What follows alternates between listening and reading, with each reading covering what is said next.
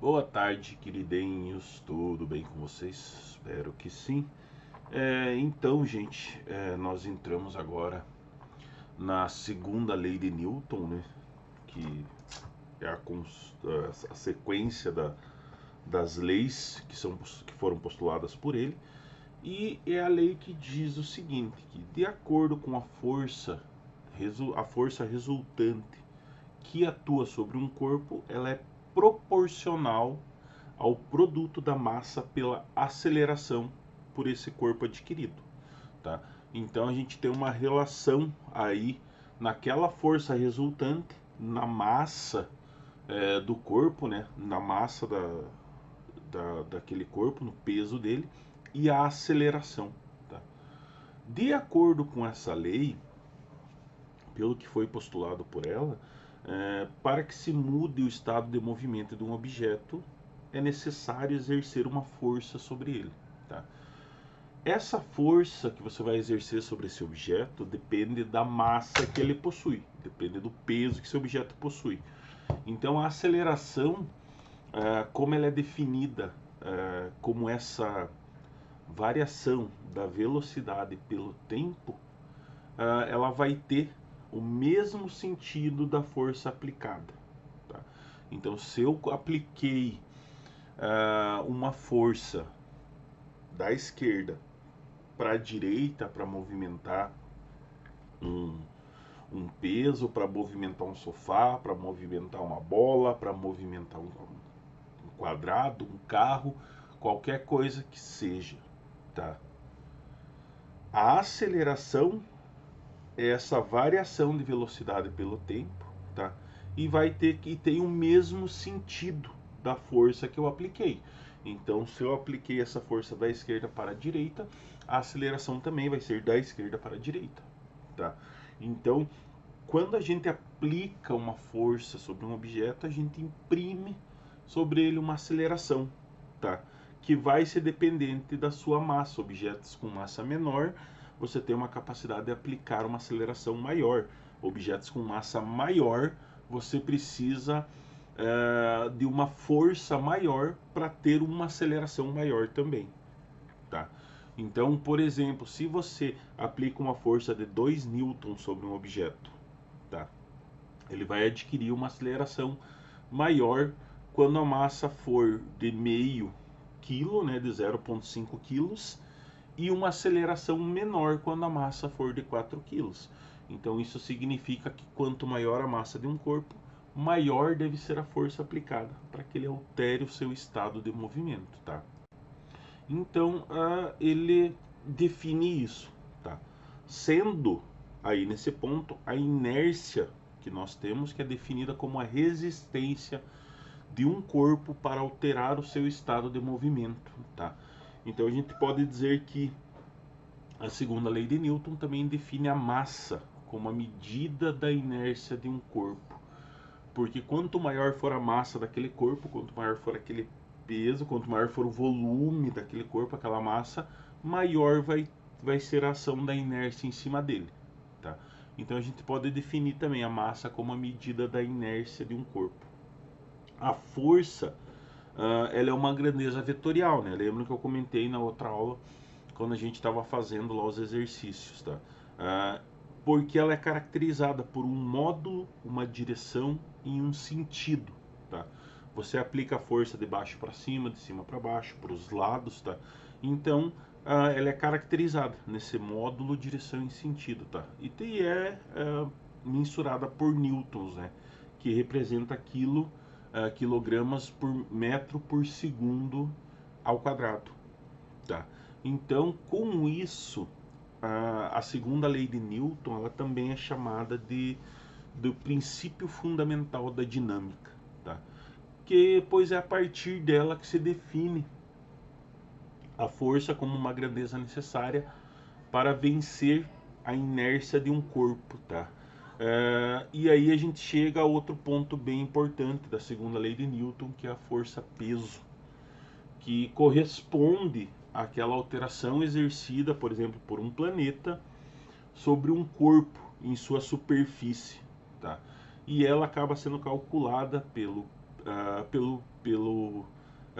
pela força-peso, né? P igual a massa vezes a G, que é a gravidade, né? Que é a aceleração da gravidade local.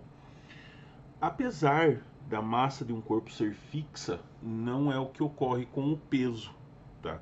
Por quê? Porque um peso aqui no planeta Terra, por exemplo, ele pode ter 20 quilos, tá? Aonde a aceleração da gravidade que nós usamos como base é 9,8 metros por segundo ao quadrado. Então ele possui o seguinte peso, a massa dele 20 quilogramas, né? Vezes 9,8, que é a aceleração da gravidade na Terra, você vai ter uma força-peso de 196 newtons. Tá? Isso seria o peso real, tá? Dessa massa, desse corpo. Em Marte, por exemplo, onde a gente tem a gravidade de 3,711 metros por segundo, ele vai possuir outro peso. Você tem a mesma massa, os 20 quilogramas, né, vezes 3,711, que é a gravidade de Marte, né, a gente vai ter um peso de 74,22 newtons. Tá? Então a gente verifica dentro disso que o peso no planeta Marte é bem menor do que na Terra, pois a gravidade em Marte é menor. Isso ocorre porque a gravidade de um determinado local depende da massa daquele corpo. Como a massa de Marte, no caso, é bem menor do que a da Terra, consequentemente ela vai ter uma gravidade menor, como ocorre também na Lua, que tem uma massa menor e consequentemente tem uma gravidade menor também.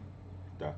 Então isso é colocado como postulado dentro da lei de Newton, né? Então ela é relativamente simples dentro desse meio, porque no mundo, nessa parte da física introdutória, né, que vocês estão entrando agora, a segunda lei de Newton é uma das leis mais importantes que você vai aprender, que a gente vai visualizar, tá? E ela é utilizada em quase todos os capítulos dos livros de física. E se precisa dominar essa lei o quanto antes, tá? Então esses objetos a gente já sabe que só podem ser acelerados se houver forças atuando sobre eles. Então nenhum objeto vai sair por aí se movimentando sozinho se não tiver uma força atuando, tá? E é isso exatamente que a segunda lei de Newton nos diz, quando um objeto será acelerado por uma força resultante, tá? Ponto. Tá? Então a gente vê isso de uma forma proporcional. Se você tem aceleração proporcional, você tem uma força resultante proporcional. Quanto mais for a força resultante, mais maior vai ser a aceleração. E é inversamente proporcional à massa, né? Se a força resultante for dobrada, a aceleração do objeto seria 2 vezes maior. Da mesma forma que se a massa for dobrada desse objeto com a mesma aceleração, essa aceleração vai cair pela metade. Tá? Ok?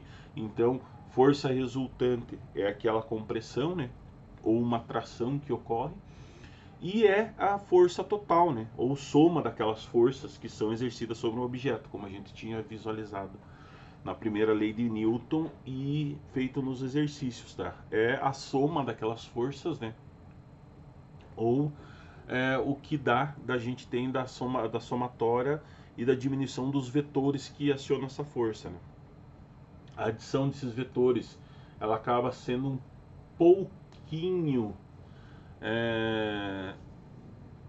um pouquinho diferente dentro desse meio, né? Porque usa aquela adição de números regulares, né?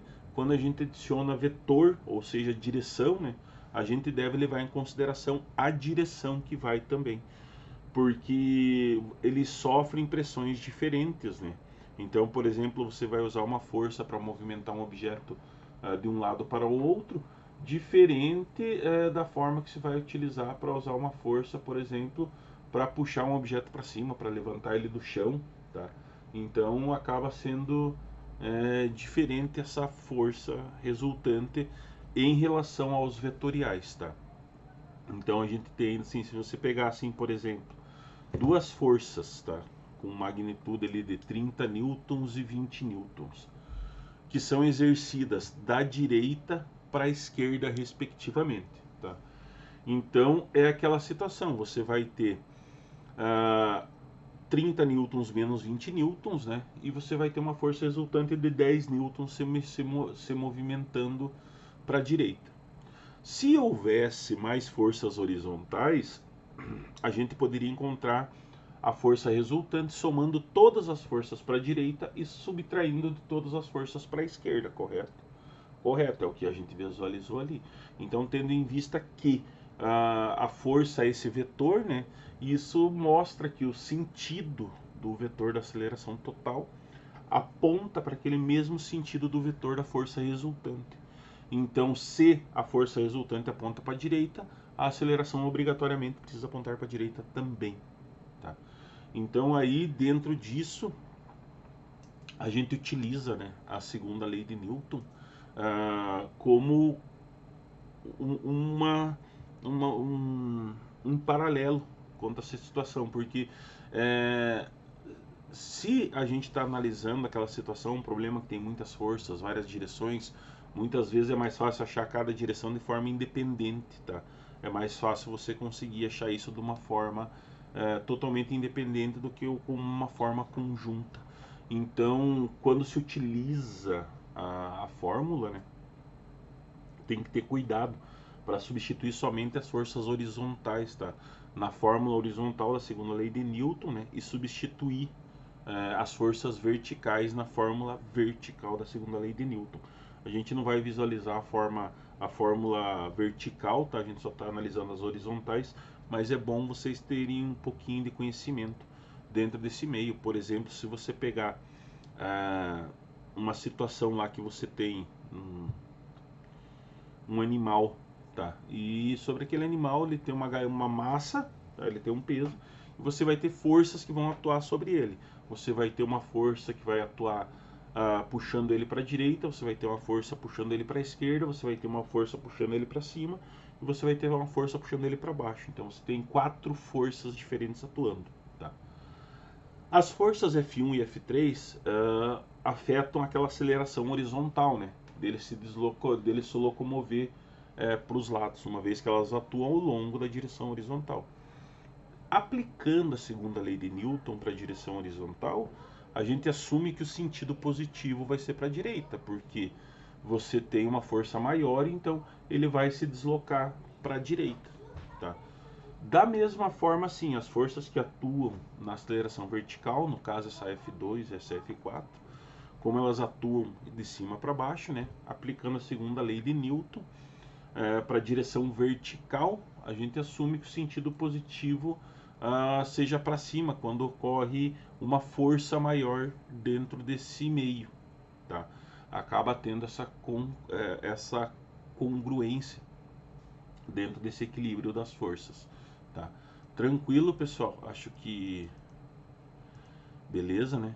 Para todos. Então, qualquer dúvida, lembrem de anotar para a gente esclarecer na aula ao vivo, né? Que acaba esclarecendo vocês melhor, vocês conseguem tirar as suas dúvidas da melhor forma possível, tá? E acho que seria isso. Tranquilo? Segue o material em anexo aí, olhem esse material em anexo, tá? Por favor, anotem qualquer dúvidas e a gente tira isso na aula ao vivo, ok? Beleza, pessoal? Fiquem bem, então se cuide. Até a próxima aula.